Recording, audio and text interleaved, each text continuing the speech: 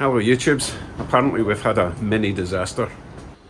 Someone thought it would be a good idea to pour a full cup of McDonald's Pepsi all over the centre console. I've not seen it yet, apparently it's quite crunchy.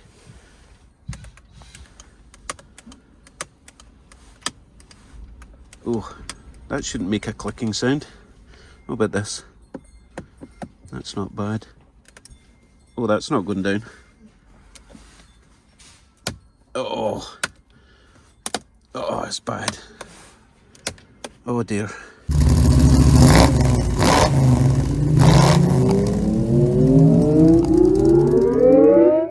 So we have a couple of options to get this clean and functioning again. First option would be to use your favourite non-abrasive cleaner, squirt it in all the gaps, let it sit for a bit, give it a bit of a wipe, use compressed air either through a compressor or a little can of compressed air like you would get for a PC repair. The problem with that is everything that you're forcing down the way has got to go somewhere, and it could potentially go into somewhere even worse, more long-term badness for your car. The other option, which I prefer if we can do it, is to just remove that console completely, get to the underside and clean it properly. That's what we're going to try and do today. Unfortunately, I can't find any YouTube videos on how to do this on the Mini SE, so I hope this helps if you're about to do this, because no one else seems to have done it. Right, let's get in the car, it's freezing out here. The good news with the SE, as you can see, this center console sits nice and high, and it looks like it's just one complete unit all the way around there, and hopefully I can just use one of these plastic trim removal tools and pop it off. Might try somewhere less obvious in case I screw this up. Again, there was no information online as to how this pops off. There might be a little notch somewhere, but I'm not seeing it. At least I don't think this is moulded to this. I mean, it could be, which would mean I would need to take it off here. Let's try that first, because there's definitely a gap in here.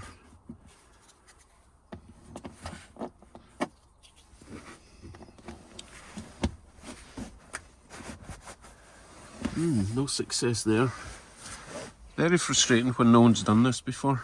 Let me investigate and we'll bring you back when I've got some sort of conclusion to this. Right, here's what I've discovered. If you lift this up, you get a bit more access to the back, and I managed to get this in just this little bit at the back. Oh, so I've levered that in and pushed it up the way, and then levered it back that way, and something's unclipped, so hopefully we should be able to work our way around. Oh yeah, that was actually quite easy. So as I say, in at the back and then leave it up that way. Hopefully it will just pop off. Excellent. Right, now we can see all the gubbins on the inside or the underside. And this is why I didn't want to just spray stuff down the way, because it's all going to end up in this. Right, let me set the camera up somewhere so that I can use both my hands, which is what humans are good at. And I'll start unclipping everything and try and remove this. I might not be able to remove it all unless I can remove the gear stick itself, for obvious reasons. But even if I can just lift it up far enough to get access to the underside to clean it.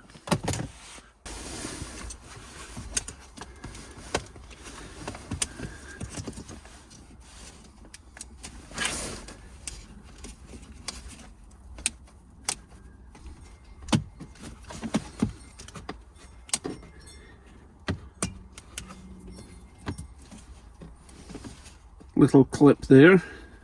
You can see the sugar on it. Next,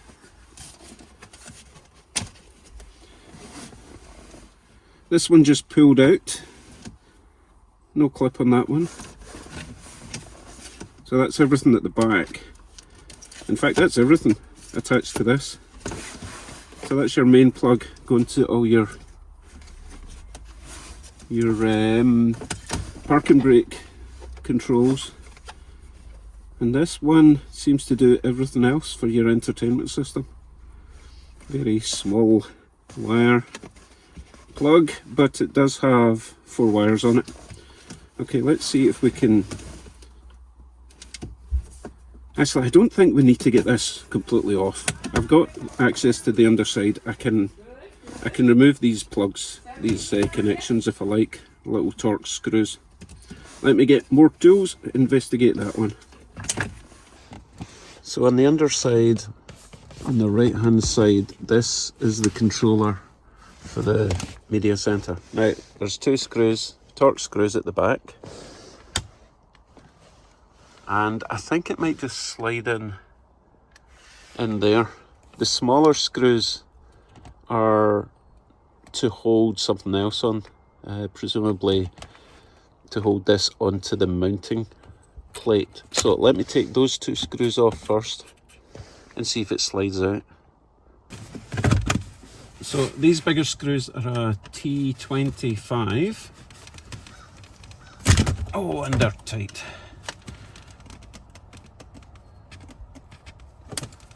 Very tight. I'm going to find a better T25. This one's maybe a bit worn. I do not want to round these or I'll never get them out. Back in a sec. Let's try that again.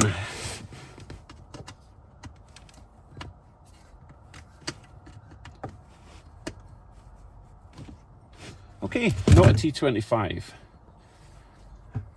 Maybe I was using a T25 that was rounded, so I'm going to try a T20.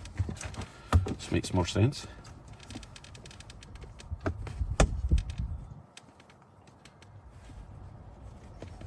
Yeah, T20.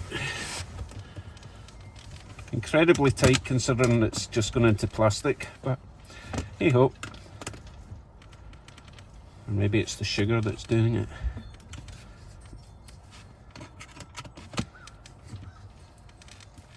Okay, give me a sec.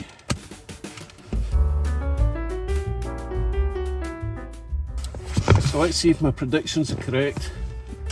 Okay, that pops down and it's loose except for the bit at the front, so I'm going to try and wiggle it out. There we go. And we're out. So we can take this to the bench, and if we have to take more apart, then it's going to be a lot easier to do it on a bench rather than in the car, but it's completely caked in sugary badness. Okay, let's get the parking brake switch out the way as well. The Torx size for the parking brake switch is a T10, because of course it had to be different. You get one there, one there, one there, and one at the other side. Let me get them off, and then this should just pop out.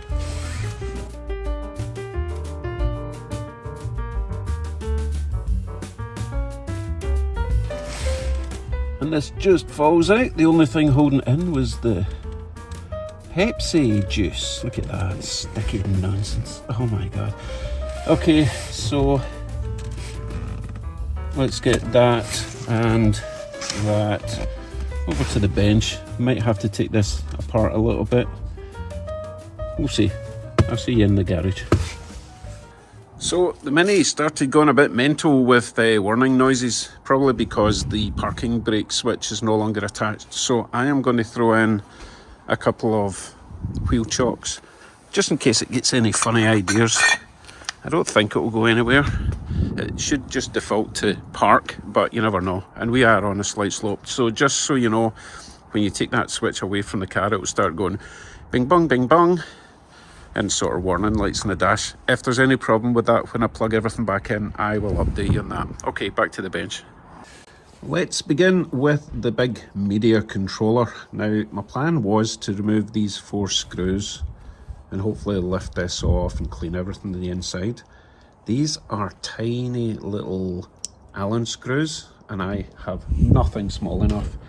Smallest one I've got is this size, which is still not small enough. I think it's like a 1.2 millimeter or something, and this is a 1.5, and it still doesn't fit in.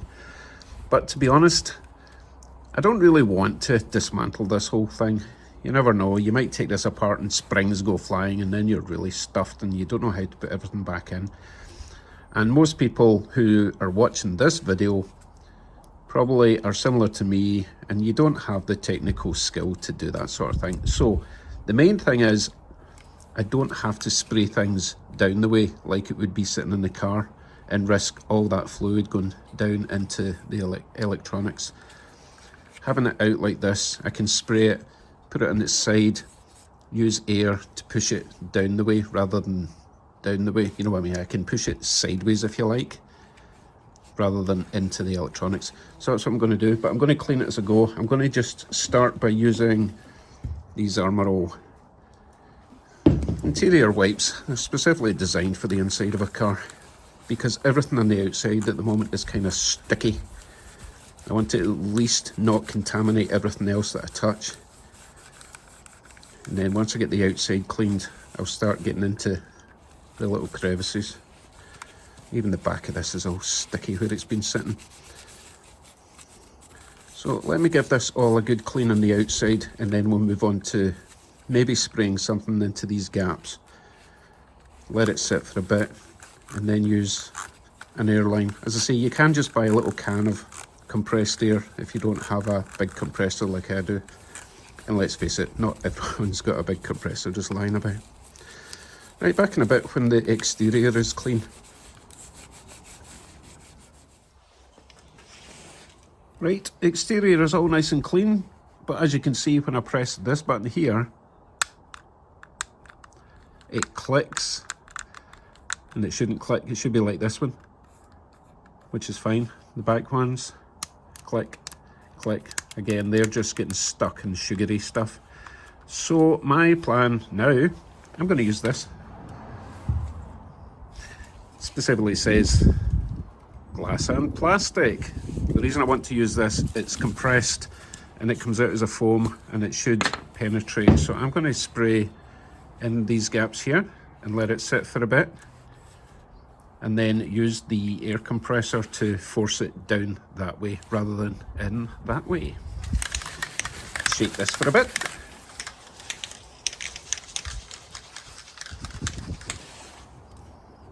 Spray in the gaps.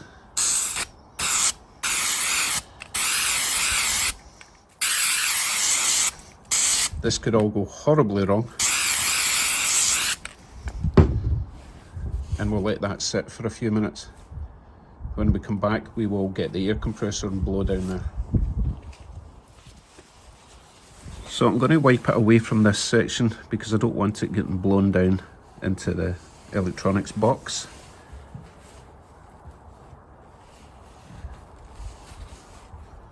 Okay, let's blast some air down there and then see if it will stop the clicking. I'm going to tilt it that way a little bit. Again, I just don't want it coming into this.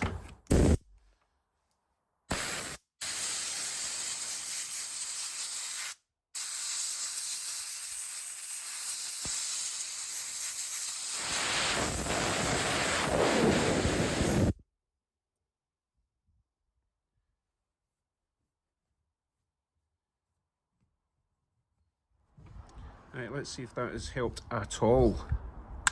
Nope, not yet. So I'm going to have to spray some down there as well. Let us continue.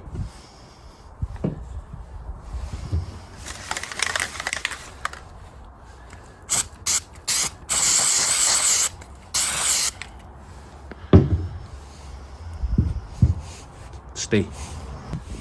Or compressed air.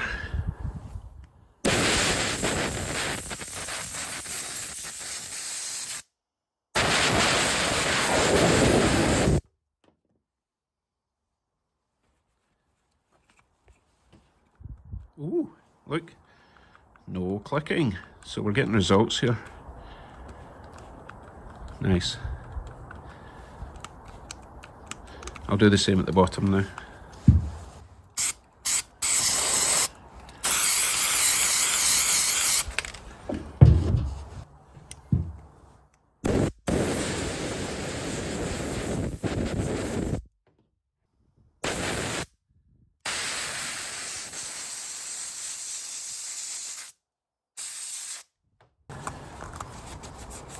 This is going to be the cleanest media switch or media control unit in the history of the Mini. That was my neighbour. He's quite loud. He's not talking to me, by the way, he's talking to, I don't know. Anyway, let me clean this up completely and then we'll do a final function test. I think we are done. So, we have this. Remember this was clicking before with a crunchy sound? Nice and smooth. That one was working okay, so that's the same. The back ones do actually click a little bit. They're designed to have a click on-off type. So you can hear that. There's no crunchiness there. These were the main ones, and of course the menu button was not moving at all. And that is now working nice and smooth. Success, hopefully, if we plug it in and it works. So while we're waiting for the snow to go off, let's get the parking brake switch done. This should be relatively straightforward because it's just a pushes down. Oh, that's really crunchy. So let me attack that with the foam. The good thing here is I'm not seeing any electrical stuff down there. It's all in this box, kind of separate. So we should be able to plaster that with this lovely stuff, which seems to be working well. So give me a second, we'll get this done.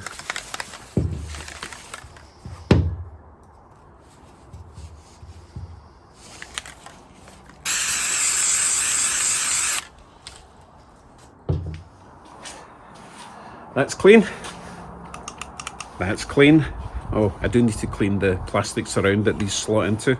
So I'll do that, slot these in.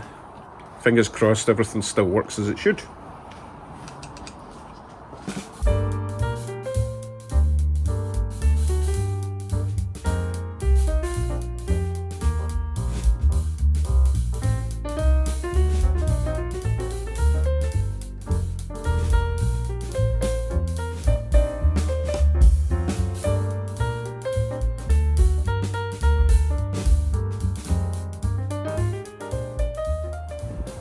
All done. Let's see if we still have a working vehicle.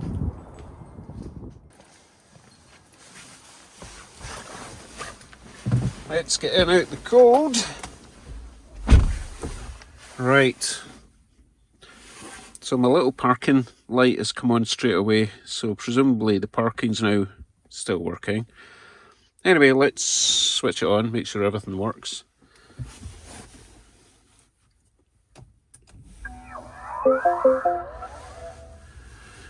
Really just checking to see if there's any warning lights on.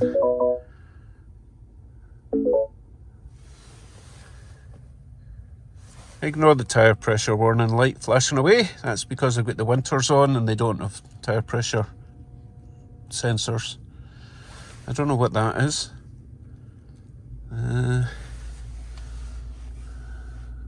Presumably if anything major was happening it would come up here. Let's press the middle button and that close message should go off. It does.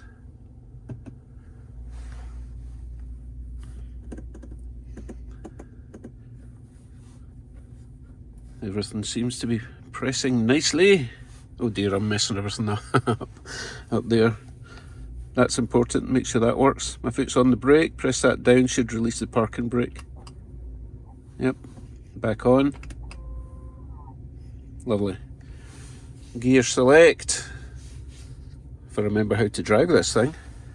Hold the side button in, push it forward for reverse. That's working. Need to go back a wee bit so the chocks can be removed.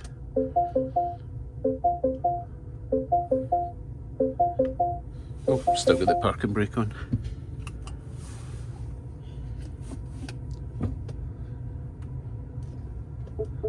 Yep, that's working. And drive. That's working also. I think we're good. Park button. Handbrake. We're done. I'm going to go for a quick drive around the block, make sure everything's functioning as it should.